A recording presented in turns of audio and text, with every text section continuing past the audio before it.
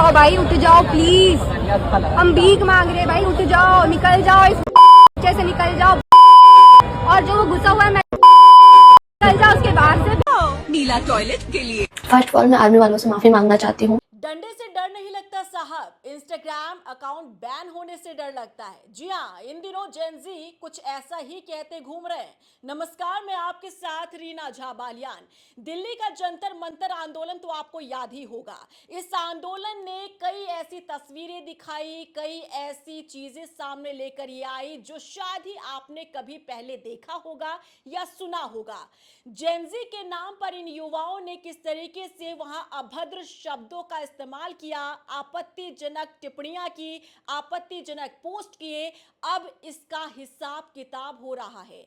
उन युवाओं ने, जिन युवाओं ने प्रधानमंत्री नरेंद्र मोदी के लिए अपशब्द कहे, अभद्र बातें कही, अब सबका हिसाब हो रहा है, क्योंकि पुलिस की पैनी नजर है उन युवाओं पर जिन्होंने ऐसे शब्दों का इस्तेमाल किया, ऐसे पोस्ट सोशल मीडिया पर शेयर किए और बिना डर, बिना शर्म हया, बिना किसी झिझक के बेतरतीब वो ऐसे खुलेआम शब्द इस्तेमाल कर रहे थे जिसे शायद अगर हम आपको सुना दे तो आपके कानों से भी खून निकल जाए। लेकिन हम ये नहीं सुना सकते, क्योंकि जितना आप ऐसे वीडियोस को शेयर करेंगे ना, उतना ही इन लोगों को शेयर मिलती है। और ऐसा ही हुआ इन जेनजी के साथ भी, ऐसा ही हुआ इन युवाओं के साथ भी। इस आंदोलन के नाम पर एक गुट तो ऐसा था जो वाकई में छात्र अपने भविष्य को लेकर परेशान थे, तो वहीं दूसरा ग्रुप एक ऐसा था जो सिर्फ सोशल मीडिया पर फेमस होने के लिए, नाम कमाने के लिए इस प्रोटेस्ट का हिस्सा बन रहे थे, क्योंकि उन्हें बखूबी इस बात का अंदाजा था कि यहां से हम कुछ भी कहेंगे, कुछ भी बोलेंगे, कुछ भी वीडियो बनाएंगे, वो वायरल होगा। और ऐसा हुआ भी। लेकिन अब सबका हिसाब किताब हो रहा है। पुलिस की पैनी नजर है उन सभी युवाओं पर जिन्होंने ऐसे अभद्र शब्दों का इस्तेमाल किया, आपत्तिजनक शब्द, आपत्तिजनक पोस्ट जिन्होंने सोशल मीडिया पर शेयर किए, वीडियो शेयर किए। अब सबका आंकलन किया जा रहा है, सबको चिन्हित किया जा रहा है और चुन चुनकर सब पर एक्शन लिया जा रहा है। सबसे पहले तो आप इस युवती को देख लीजिए, ये अपने आप को जेनजी कह रही हैं, वो सो कॉल्ड जेनजी जो अपने आप को बताती हैं कि शायद हमारा जो वाइब है उससे कोई मैच नहीं कर सकता। लेकिन शायद ये भूल जाते हैं कि जब ये इस तरीके की वाइब दिखा रहे होते हैं तब ये वीडियो उनके घर वालों तक भी पहुंचता है। ये वीडियो उन कानून के रखवालों तक भी पहुंचता है जिनकी सुरक्षा है कानून व्यवस्था को बनाए रखने की, जिनकी जिम्मेदारी होती है संवैधानिक पदों पर बैठे उन व्यक्तियों के पद की सुरक्षा करने की जो हमारे देश को चलाते हैं। अब देखिए ना, भले ही आंदोलन खत्म हो गया, लेकिन इन जेनजी को लग रहा होगा कि हमने बहुत बड़ा काम कर दिया। हाँ ठीक है, इसमें हम हामी भरते हैं, इसमें हम भी इत्तेफाक रखते हैं कि ऐसा हुआ है। इतिहास में पहली बार युवाओं ने अपनी शक्ति दिखाई जिसके आगे सरकार को झुकना पड़ा।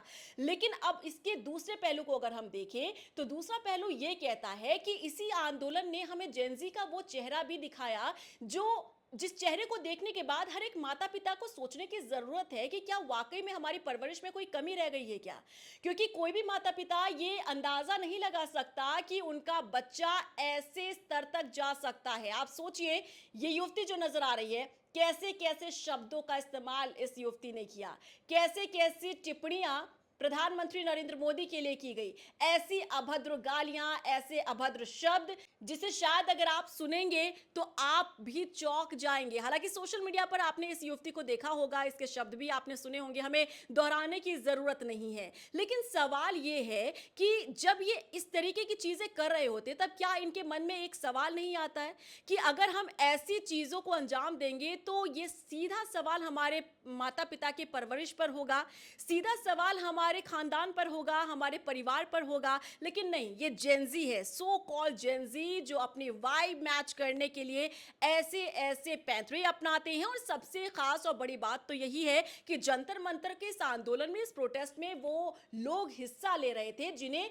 वायरल होने का शौक था, जो वायरल होना चाहते थे, जो सोशल मीडिया का सहारा लेकर, इस प्रोटेस्ट का सहारा लेकर वो वायरल होना चाहते थे। वो वायरल भी हुए, उनके वीडियोस लाखों करोड़ों व्यूज उनके वीडियोस ने पाए हैं। लेकिन अब इन्हीं व्यूज ने इन सभी लोगों को फंसा दिया है, क्योंकि आपको बता दें कि पुलिस की नजर है उन लोगों पर जिन्होंने ऐसे शब्दों का इस्तेमाल किया, आपत्तिजनक पोस्ट किए, जिन्होंने सोशल मीडिया पर ऐसे वीडियोस डाले, प्रधानमंत्री नरेंद्र मोदी के लिए ऐसे शब्दों का इस्तेमाल किया, ऐसे वीडियो शेयर किए, पोस्ट उन्होंने जारी किए जो अपने आप में सवाल है। अब उन पर एक्शन लिया जा रहा है, सोशल मीडिया अकाउंट पर एक्शन लिया जा सकता है। जी हाँ, बिल्कुल ठीक सुन रहे हैं।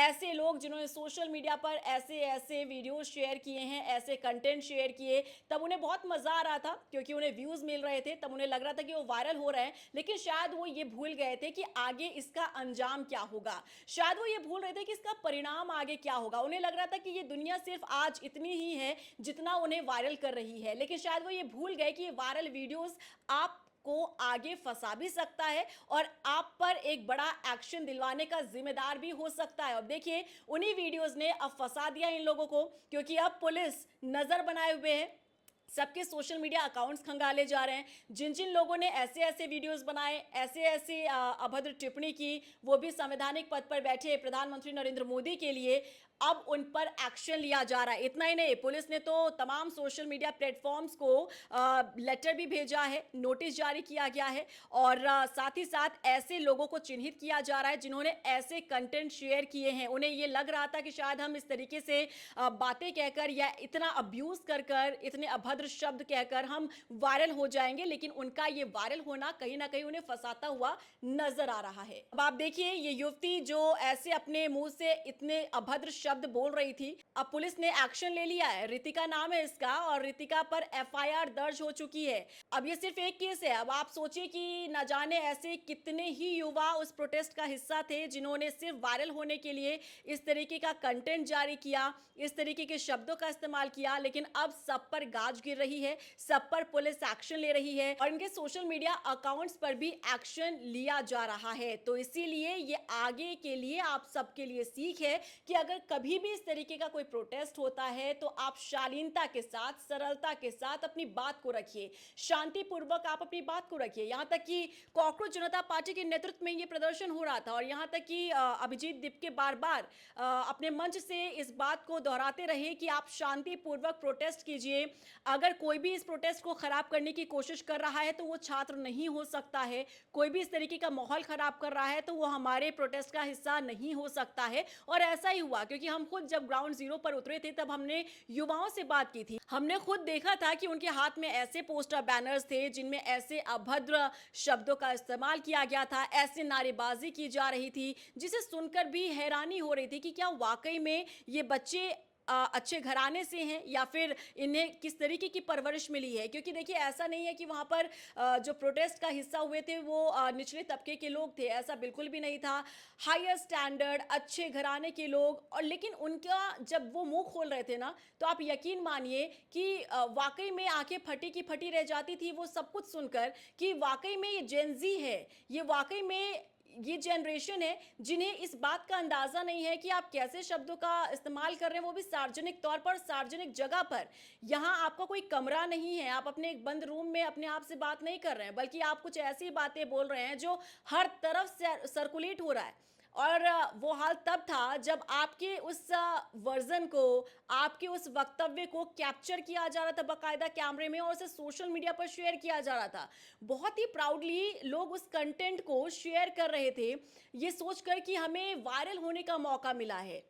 लेकिन शायद वो ये भूल रहे थे कि आगे चलकर जब वो अपने इस वीडियो को देखेंगे तो शायद उन्हें ही खुद शर्म आ जाए कि उन्होंने ये प्रोटेस्ट का वो हिस्सा तो बने, लेकिन इस प्रोटेस्ट में आकर उन्होंने किया क्या। आप सोचिए, जब आप आगे चलकर पेरेंट्स बनेंगे तो क्या आप भी ये उम्मीद करेंगे कि आपके बच्चे ऐसे शब्दों का इस्तेमाल करें, अमर्यादित भाषा का इस्तेमाल करें, वो भी संवैधानिक पद पर बैठे प्रधानमंत्री नरेंद्र मोदी के लिए, पीएम के लिए, जिनके हाथ में बागडोर है देश को चलाने की।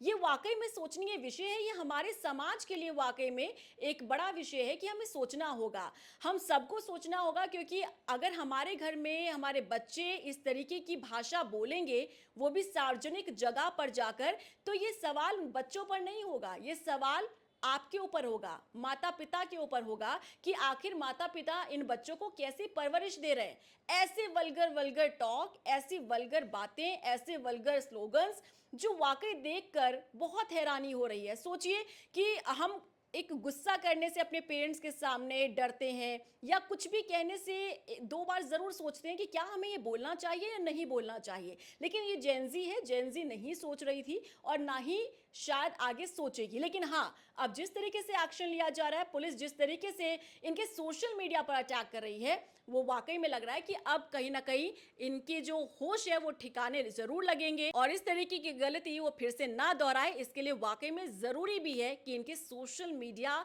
अकाउंट्स पर एक्शन लिया जाए, क्योंकि इन्हें भले ही डंडों से, एफआईआर से डर ना लगता हो, लेकिन सोशल मीडिया अकाउंट अगर बैन हो जाए तो इससे इन्हें डर जरूर लगता है, क्योंकि ये सोशल मीडिया का जमाना है। सोशल मीडिया पर दिन रात ये अपना टाइम स्पेंड करते हैं, लाखों में इनके व्यूवर्स होते हैं, लाखों में इनके व्यूज होते हैं और अगर इसे बैन कर दिया जाए तो आप सोचिए इनका सब कुछ बैन हो जाएगा। क्या रिएक्शन है आपका, कमेंट सेक्शन में जरूर बताइएगा। और जिस तरीके से इन सब ने ऐसे ऐसे शब्द और ऐसे ऐसे स्लोगन्स कहे, क्या आपको लगता है कि एक जेनजी का अपने ऊपर टाइटल लेकर घूमने से ही आप जेनजी कहलाएंगे? और जेनजी का मतलब क्या अभद्र शब्द और अमर्यादित भाषा होती है क्या? आपको क्या लगता है, बताइएगा जरूर।